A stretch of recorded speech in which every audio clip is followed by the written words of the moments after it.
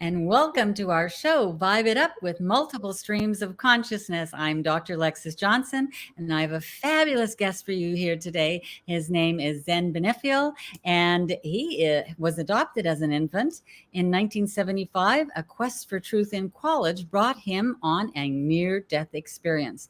With profound understanding, remained and now a 20-year coach. His background includes work in the aerospace industry, secondary and post-secondary education, radio and television, event production, and team building for multi-million-dollar construction projects. Facilitating people, places, and things to work together better ties into harmony among people and planet as his passion and work purpose in life and work. His recent Evo Leap includes hosting One World in a New World podcast, and from a serendipitous encounter with it, from it accepted the executive director position with Live and Let Live Global Peace Movement, of which I host the Vancouver chapter if I can ever get my act together and get it started. Welcome, Zen. How are you doing?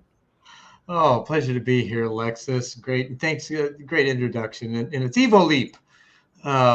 It's like you think about evolution, but it's kind of more of an evil leap into the future and into this I wonderful was going to world ask that about we have that. available in those multiple streams of consciousness. Absolutely. Absolutely. So, did you coin that phrase, Evo Leap? I No, love that. actually, a good friend of mine now on the other side, his name was Edwin Ward in real life. In his life, it was Valentine Michael or Michael Valentine Zamora after Michael Valentine Smith from Strangers in Strange Land. He was Oh, actually, okay. That's where I he heard started that. the waterbed industry, took a waterbed in the back of a furniture store in LA, got the owner to put it in the front window and launched the industry. And in 1971, March issue of Time magazine, he was written up as a prophet of his own time. Wow. Interesting fellow. Wow. Well, I have a feeling you've got a little bit of that notoriety hiding inside of you. I think we just need to pull it out of you and make you a well known name too, because I've had discussions with you before. In fact, our discussion of in your podcast is still up on LinkedIn somewhere because I keep seeing it being reshared over and over and over again. And we had a fabulous conversation. So I hope we'll have We one of did. those again. Yeah, we talked about all kinds of things. So let me ask you, when and why did you start exploring cognitive science, metaphysics, and philosophy? Probably the same reasons I did, but let's hear your story. Well, as you mentioned, I was adopted early. I was orphaned at birth, adopted. I found out I was adopted at 4.5 when they brought my sister home, and that turned me inside. And that's Ooh, when it all started. I had some experiences. A voice showed up not too long after that that simply called out from the dark, "Hey, you!" Right? And I paid seriously? attention. Hey, Yeah, you? Oh my yeah. I goodness. was, I had questioned whether yeah, I'd been to Sunday school, 4.5, so I had this at least loose concept of God and heaven and all that kind of stuff.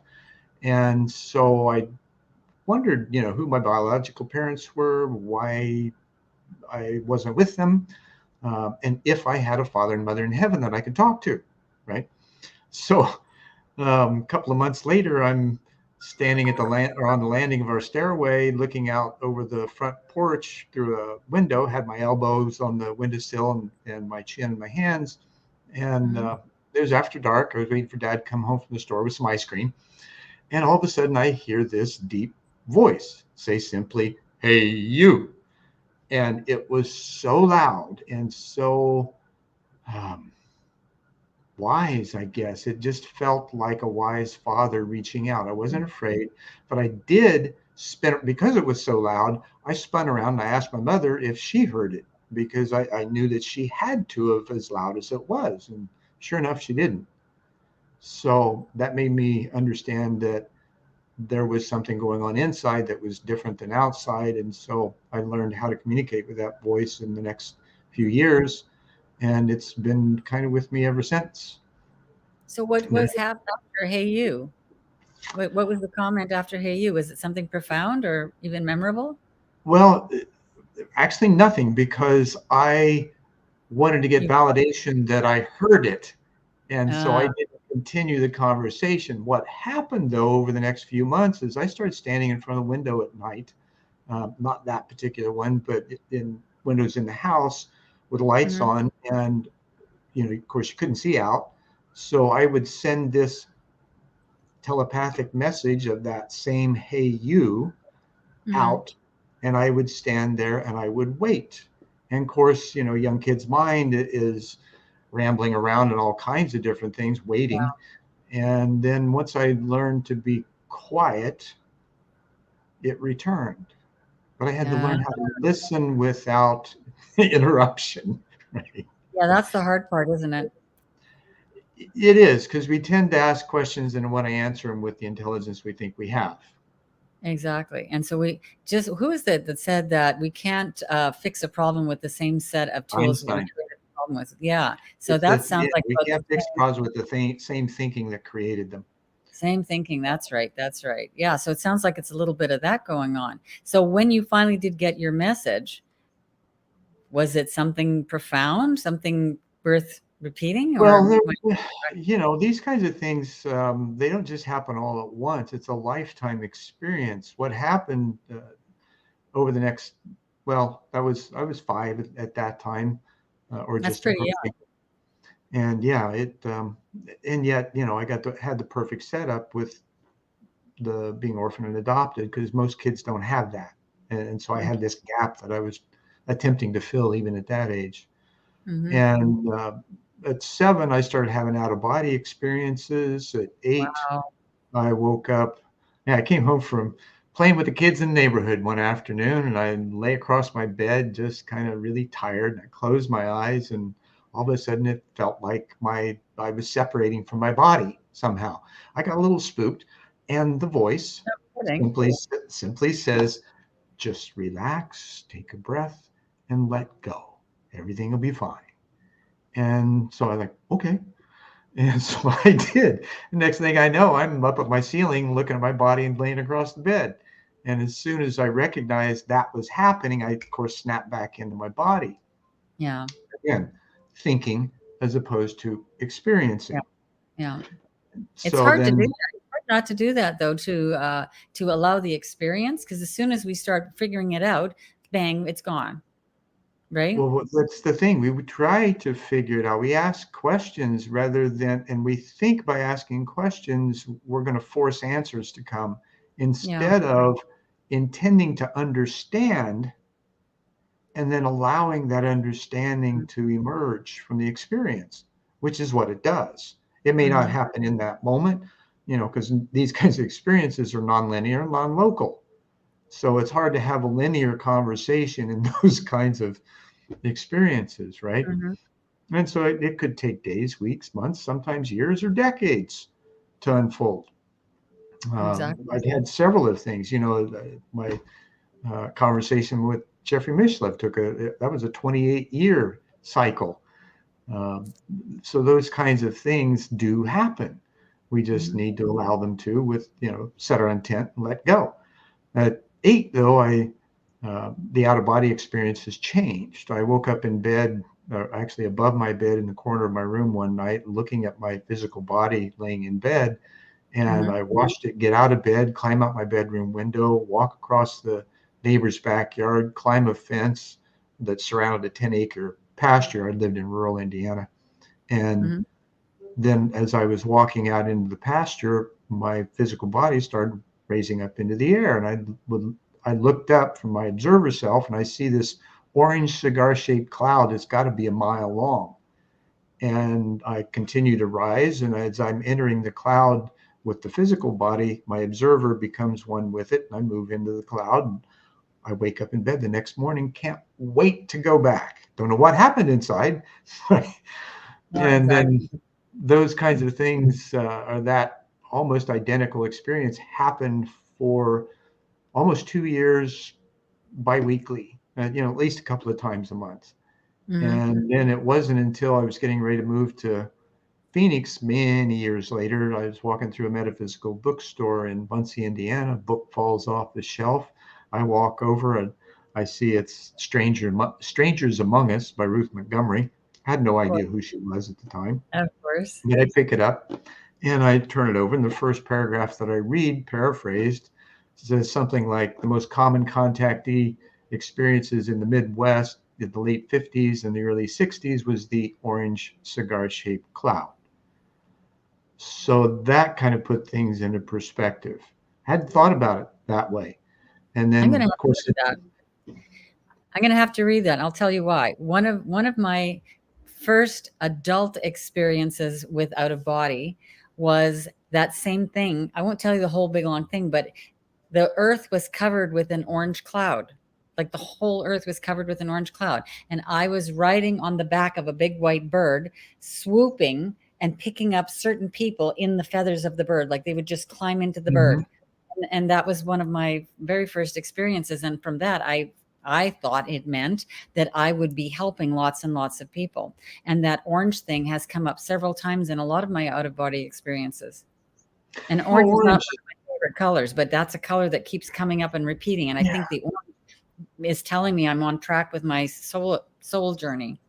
Well, one of the books that Michael gifted me upon his death is called The Craft of Power. And a very interesting book. And in it, it talks about the color orange being the color of business. Oh, really? So Really? now, whether that's earthly business, heavenly business, cosmic business, could be all, right? It's the color of business. So you got to get down to business.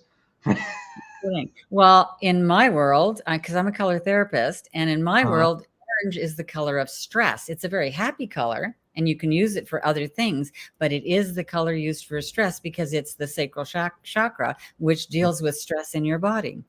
Wow. Okay. So what we're going to do right now is we're going to take a commercial break, and maybe your commercial will come up.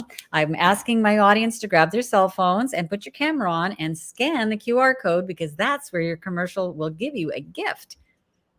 We'll be right back.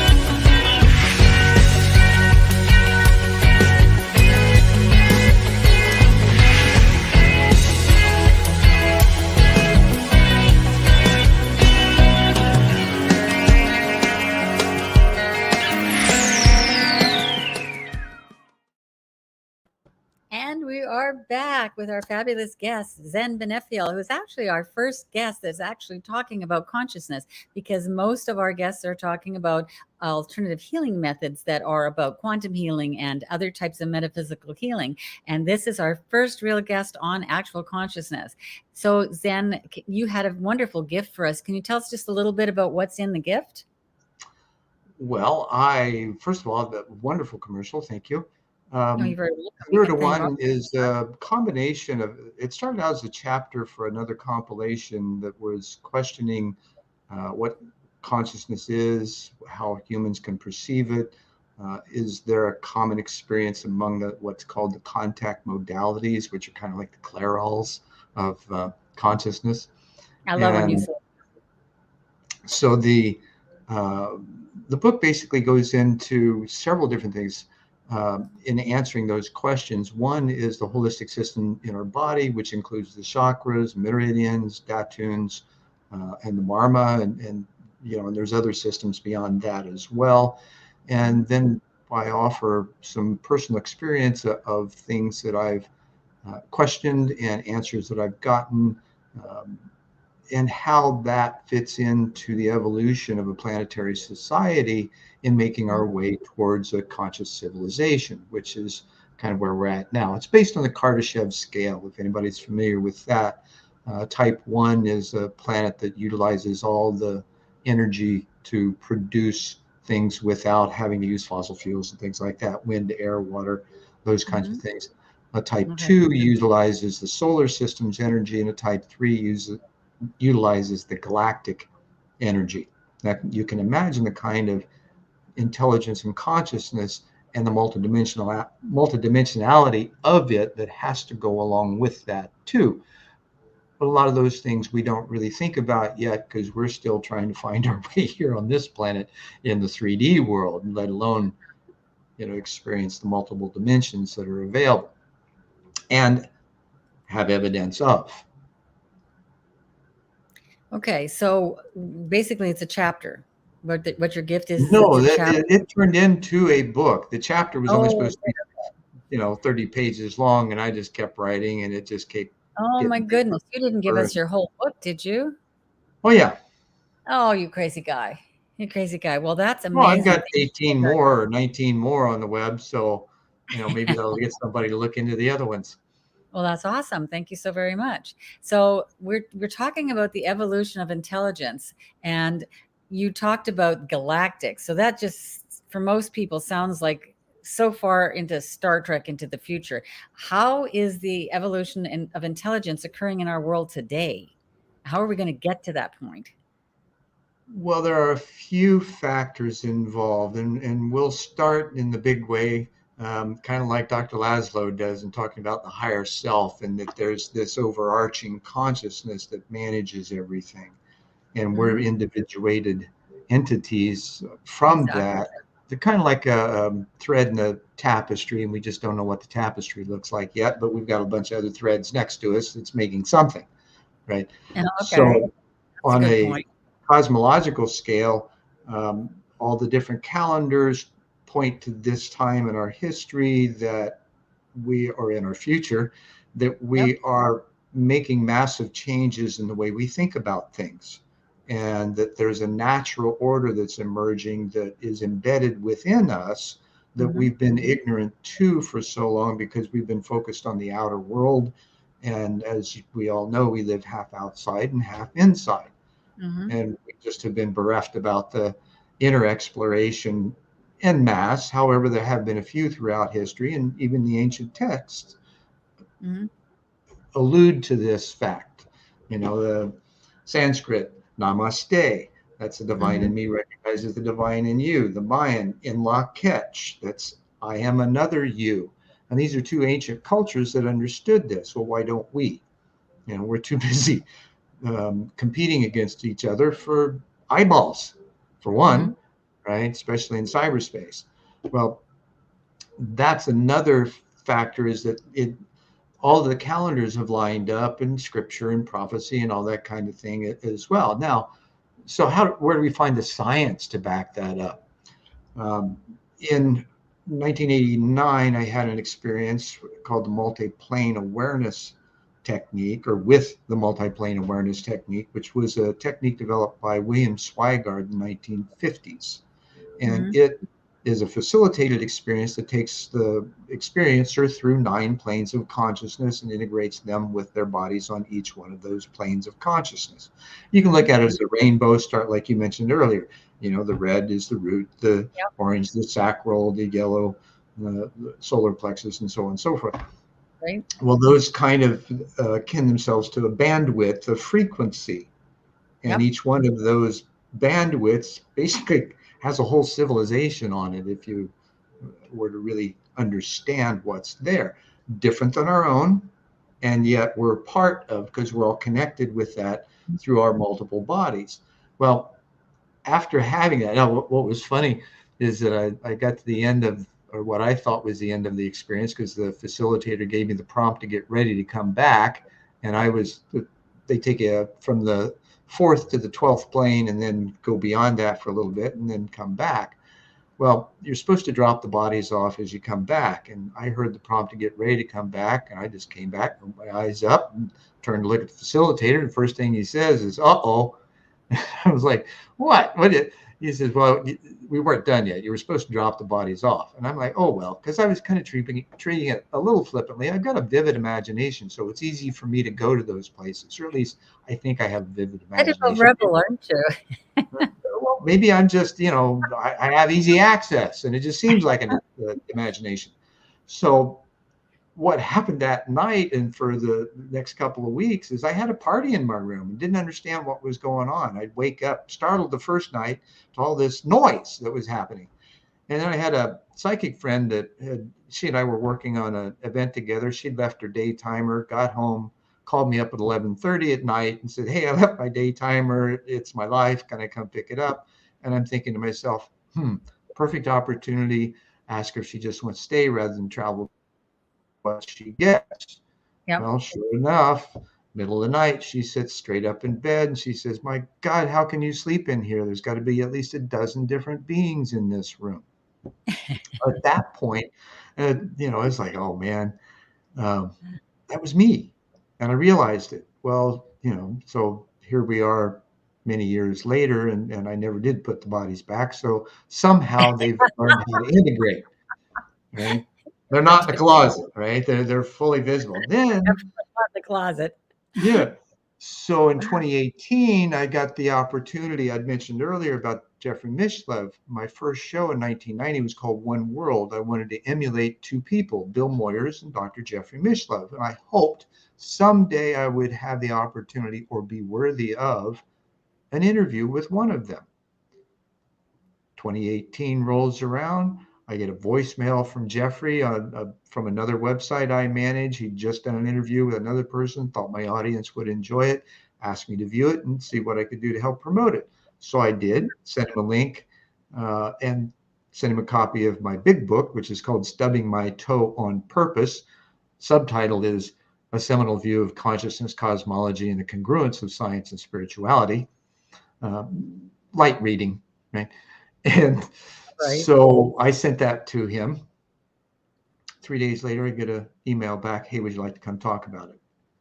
And so in my process of going through his shows to kind of get up to speed on the interviews that I had missed, I ran across a guy named Vernon Neppy, and he and Edward Close put together a theory of everything quantum physics model called the triadic dimensional distinction vortical paradigm. And in that, they posit that consciousness, space, and time are tethered across, guess what?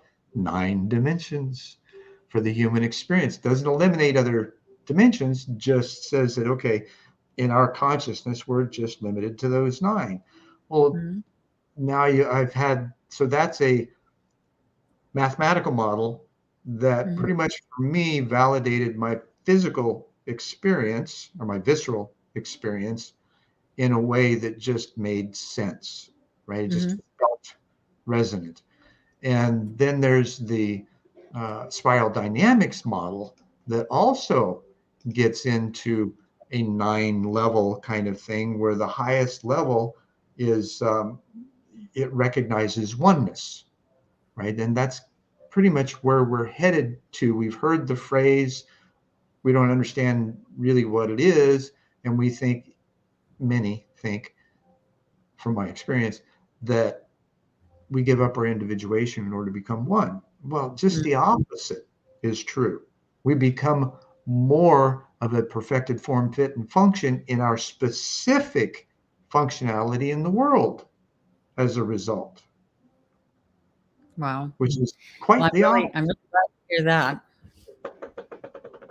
Well, really glad to hear that. Okay, so we're going to take another break. Just have a breather here because that is fascinating. So leap in your mind to the next topic because we'll be right back with Zen Benefiel. We're at Vibe It Up Multiple Streams of Consciousness. Grab your phones. We have another gift for you to scan with your camera. We'll be right back.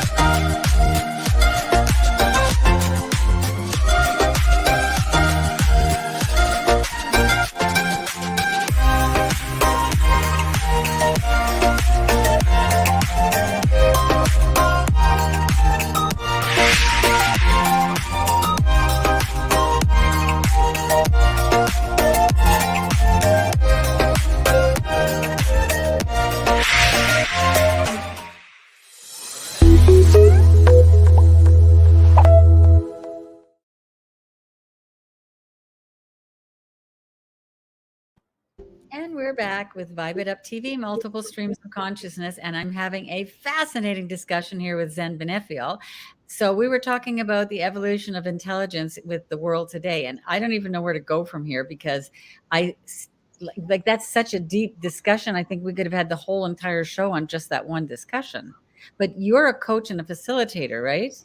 I So, am, and with a couple of master's degrees in business as well. So I'm not just talking about the foo-foo. I actually can put it into practical and pragmatic use and show others how as so well. you're kind of My a twin life's here. been built around learning how to get people, places, and things to work together better. Okay. So when you're coaching people, are you coaching them more on the business level or more on the extra business level, the extra sensory business level? I don't know that there's a difference because they're all integrated.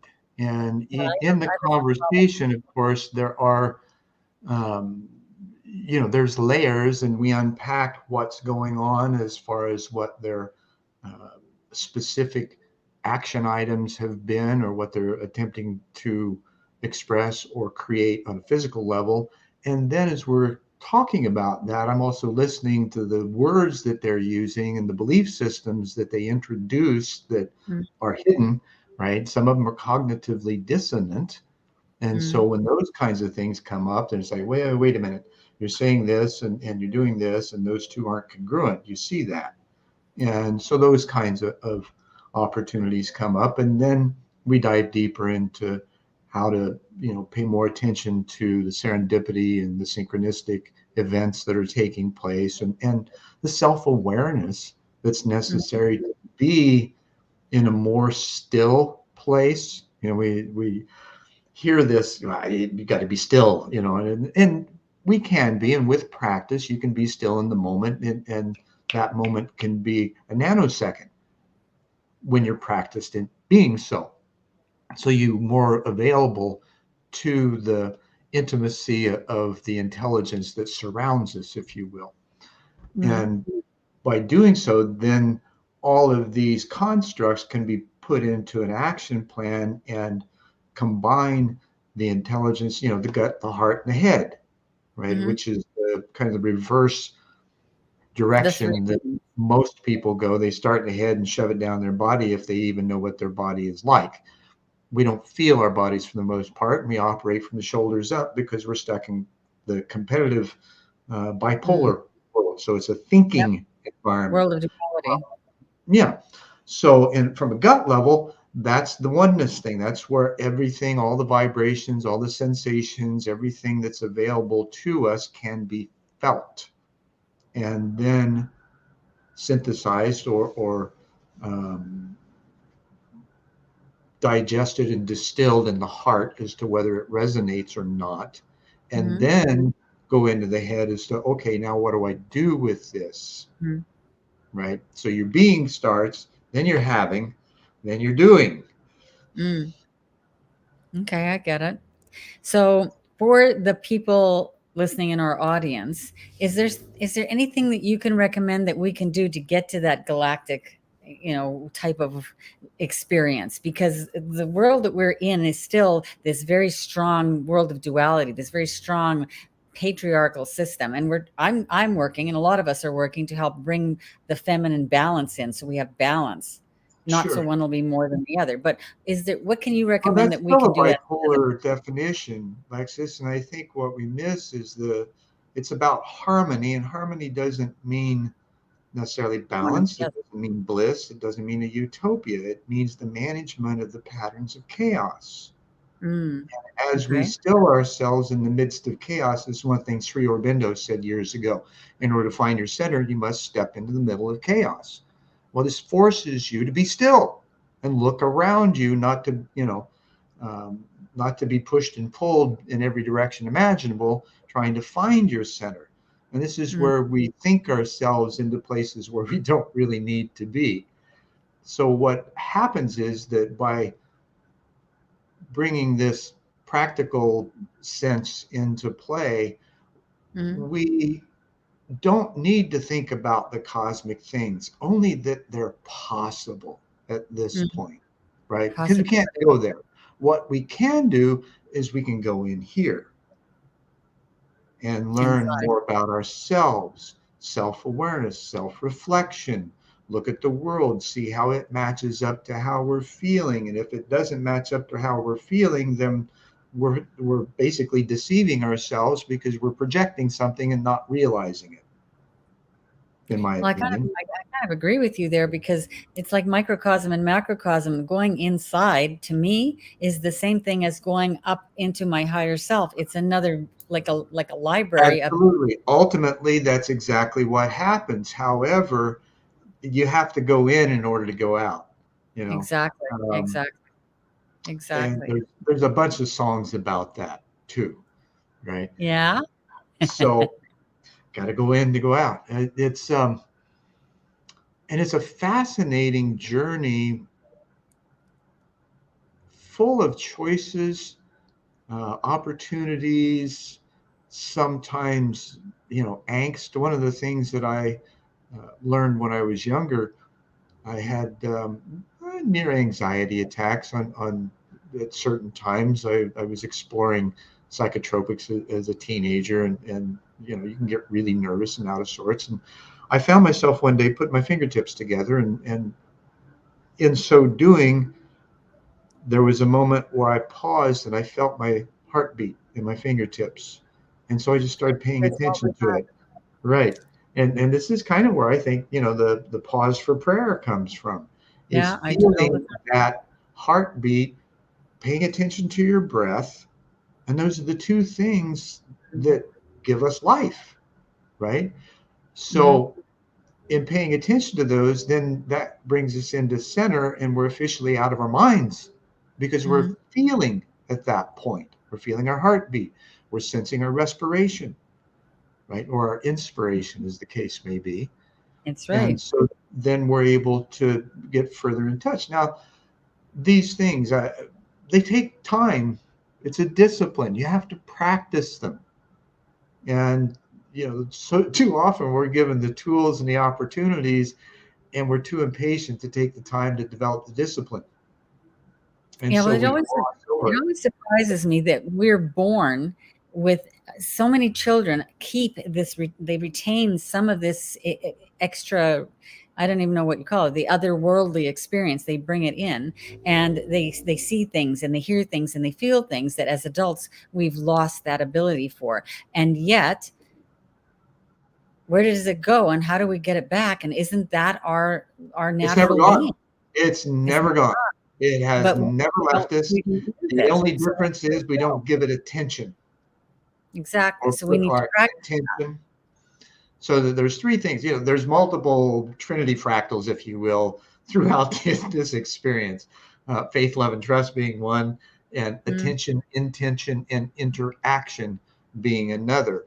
One of the questions I had, speaking of Trinity, was where does it come from? Where does this belief system, come from? Because it's ubiquitous in all the major religions.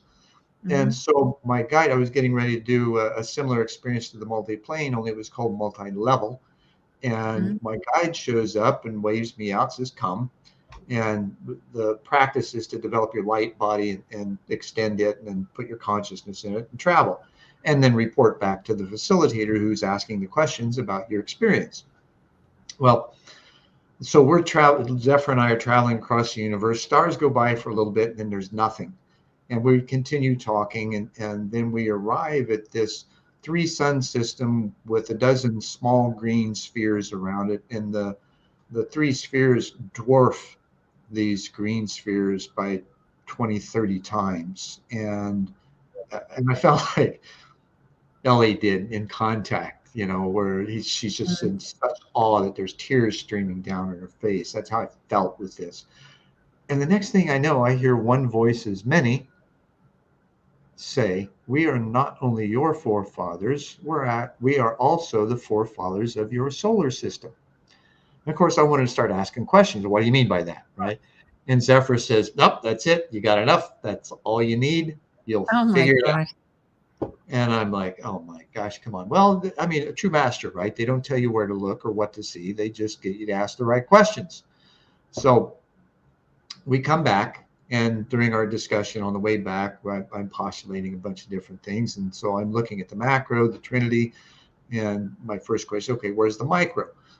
First instinct was proton, electron, and neutron. Well, according to quantum science, there's 99% space in that. It's actually 100% space because there is no matter there. It's just vibrational Right.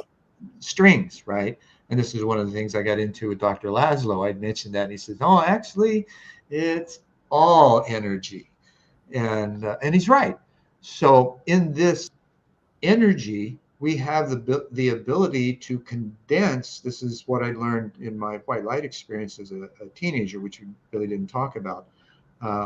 I'd prayed to know what truth was and was willing to die for it. Was asked if I was willing to die for what I believed in. Cosmic consciousness was it. I said yes. I ended up in the white light and beyond, got my marching orders in a sphere of pinpoints of light, and then came back. Whole experience was about 2 minutes and 40 seconds. Well, what I got from it was two things. One, there is no death because I can still think. And two, was that we're all cosmic consciousness condensed into form. We're just unaware of it. And that goes back to those 9 layers of finer and finer vibratory rates. And as we condense, we lower frequency and it condenses into form. There was this guy long ago that was the most high angel of music and light, right? Well, what do you think happened to him? He learned how to condense into form, right? Wasn't a bad guy. This is why all the fingers are pointing at him, trying to say, no, don't go there. Stay away, be aware, or beware.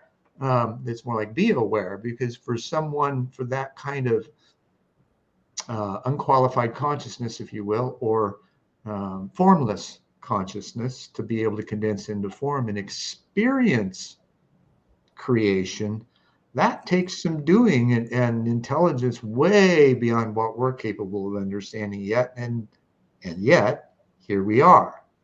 Mm-hmm. Right? So how are we? Who are we really? And then what is really the depth? That's the question, isn't it? Well, it is. And what's the depth of motivation that we have for living? Dying's easy. Living's the hard part. No kidding. And on that note, let's go for another commercial and we'll be back. And you can talk to us about your global peace movement in a minute. So folks, a message from our sponsor. Yeah, another word from our sponsor, another word from ourselves here as sponsors. So we're going to have you scan for another gift. We'll be right back with Vibe It Up and Zen Benefiel with multiple streams of consciousness.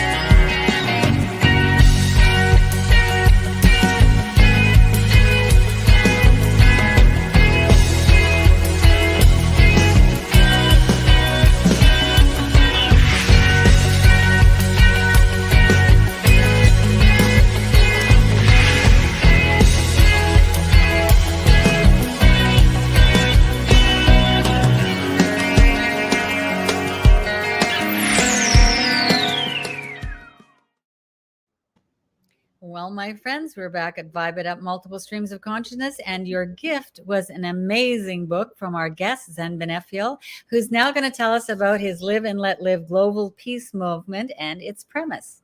Take the floor. Awesome. Thank you very much for the opportunity. I'm so excited about this. And we're talking about serendipitous and synchronistic moments. And I interviewed you originally on One World and a New World. Well, on same LinkedIn. thing happened.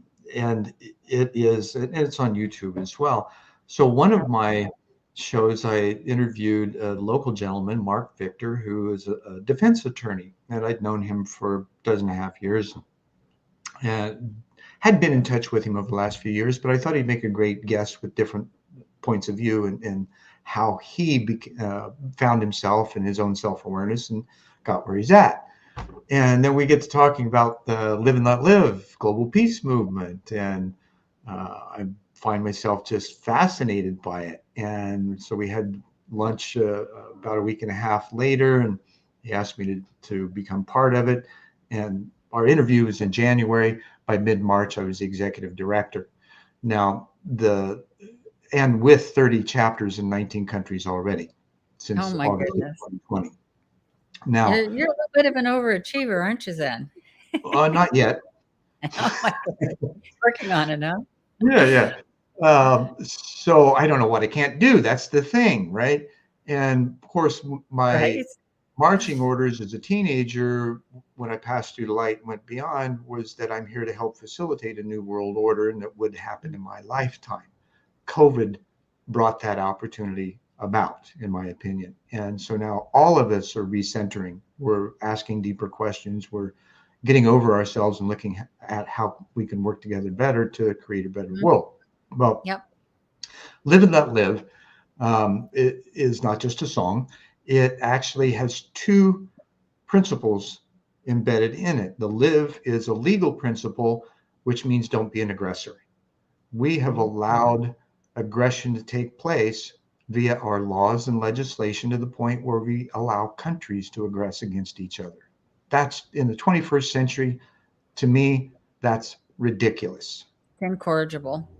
right? It's horrific that we're still doing that as evolved as we are in other ways.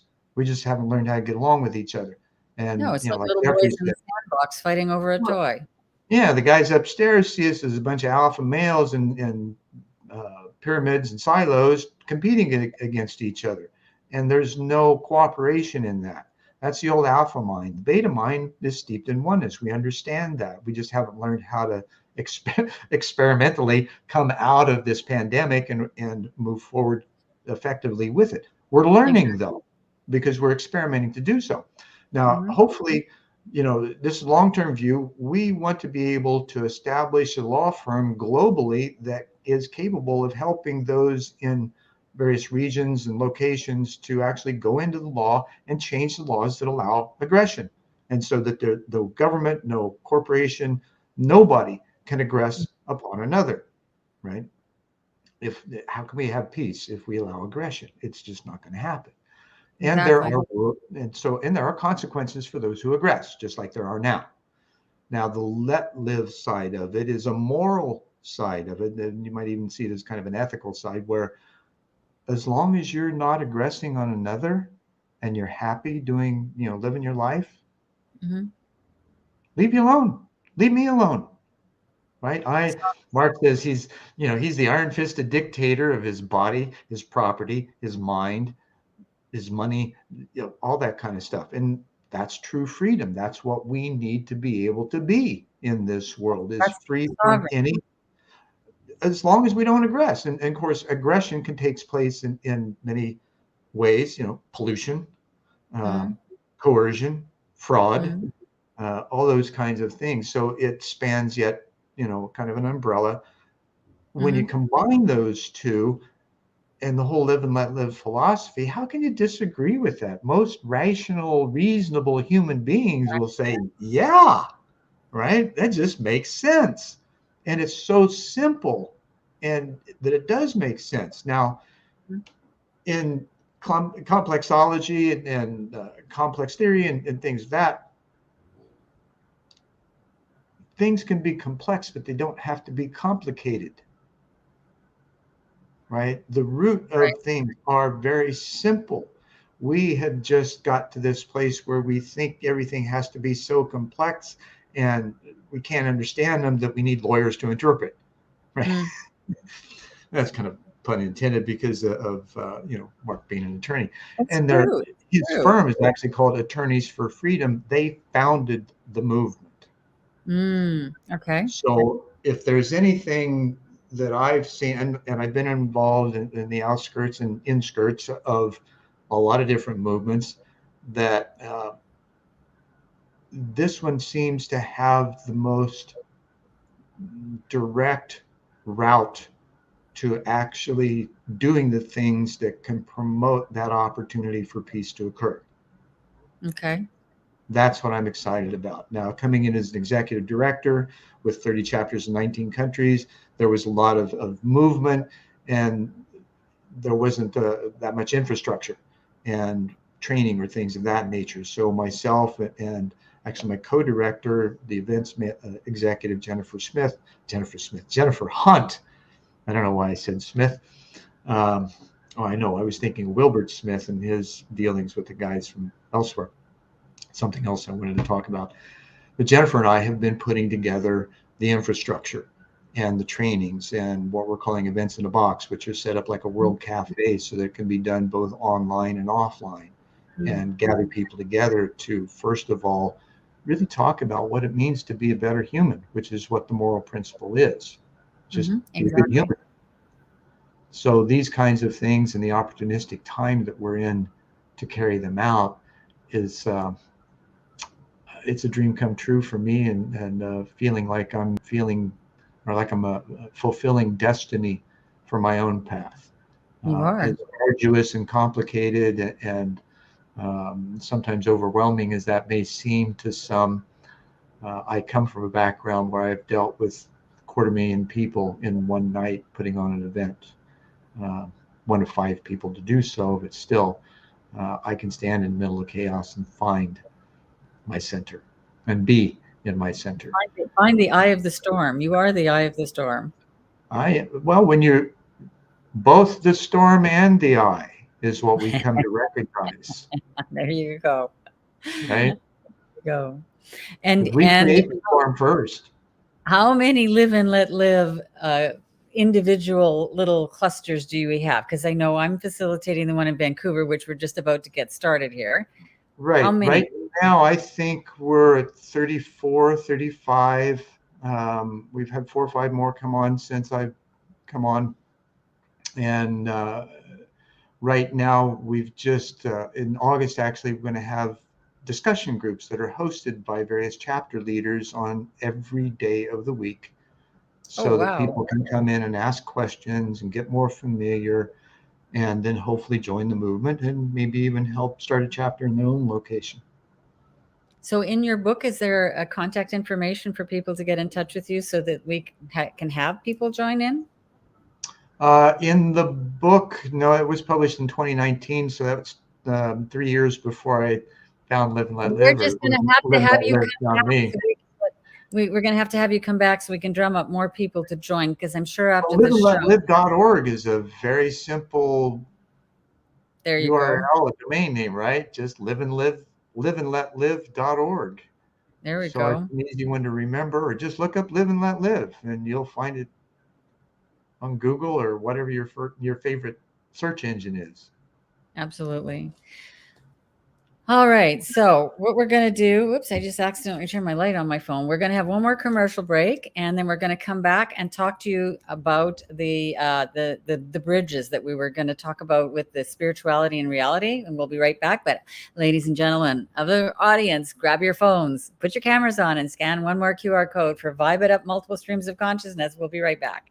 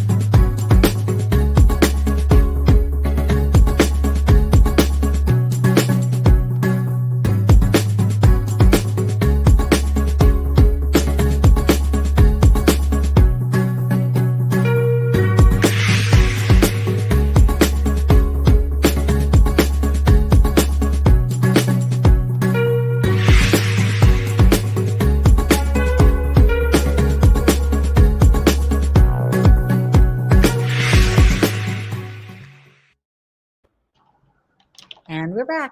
And that last commercial was from one of our regulars, Dr. Doug Lair, speaking on quantum healing, which is a consciousness type of healing.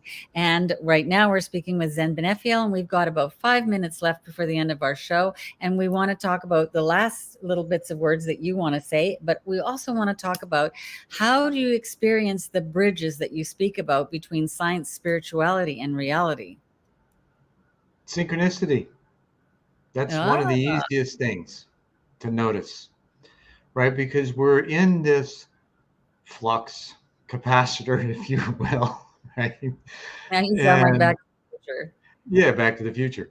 Um, what we do is we're able to just center and be so completely in the moment that there is something beyond expression in it, and our ability to feel and move. And it's like we don't have to think, we don't have to consider, we just flow, which is the optimal thing.